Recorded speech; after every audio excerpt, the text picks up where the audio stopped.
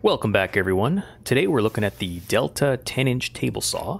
This is a table saw that I bought used about 10 years ago, and it's been a great table saw until recently I started noticing a few issues. So I wanted to do a video just to give people a heads up before they buy this thing used. I think it's still a pretty good bang for your buck, but there's just a few things you need to be aware of. So this is the Delta 10-inch table saw. Model number is 36600. So basically the problem that I was having is with ripping wood. For whatever reason, I would square my blade up, lock everything down, lock the tilt function, set everything up properly, but after a few rips, it would go off square by probably like the third or fourth rip. And then I had to re-square it up. And so obviously I felt like something was loose or out of alignment or something was going on. So I flipped this thing over and took a look. Went on a few blogs online.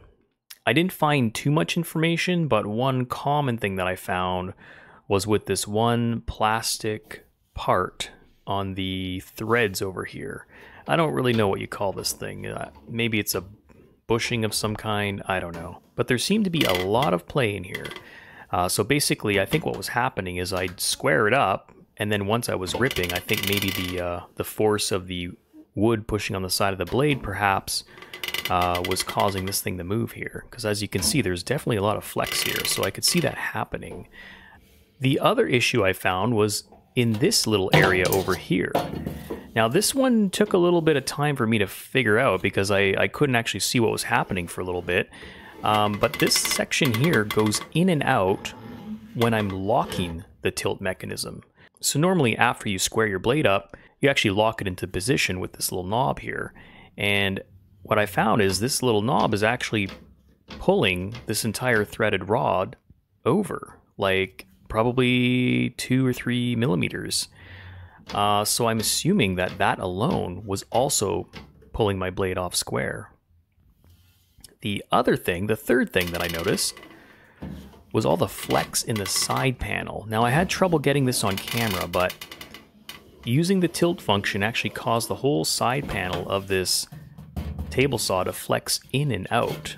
So if it's flexing in and out as I'm using it and then I lock it in place, I'm wondering if it starts moving as I'm using it as well. And since it's all connected to the saw and the threads and the tilt mechanism, it's probably moving my blade off square. So at this point, I was kind of thinking this isn't really looking good for the saw and I might need to buy a new one. Because even if I were to replace that plastic part that might have a little play in it, there are other issues that I don't think there's really a fix for. However, I did find a workaround, which I think will work, for me anyways. It might work for you too. I will show you what that is. So here's the fix that I found. If you take this top plate off and look just underneath here, you will see a bolt.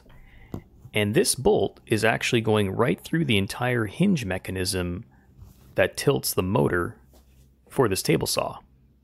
So the bolt goes right through and there's a nut on the other side.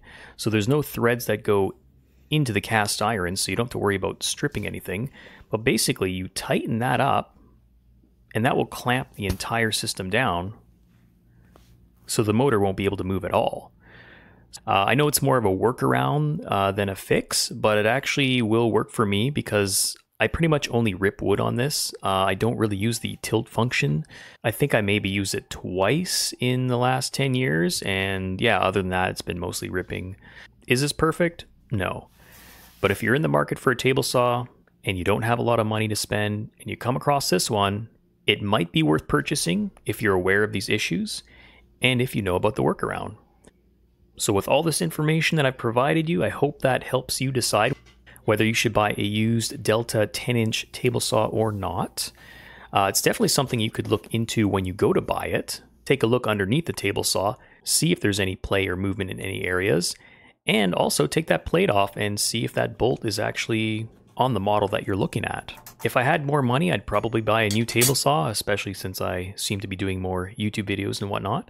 But I am also a frugal person, and I didn't grow up with much money, so I do place a lot of value in fixing things and finding workarounds as opposed to just going out, buying new things, and throwing old things out. If you found this video valuable, please consider subscribing and hitting that like button. Some of you might have seen me post a similar video about this a few weeks ago, but I actually deleted it because I wasn't happy with the commentary and the way that I presented the video. So I thought I'd redo it, and I've just been practicing my commentary skills, and I got a new microphone, so I'm kind of using this video as a practice video. All right, I guess that's it for now, guys. Thanks for watching. Have a great day, and see you next time.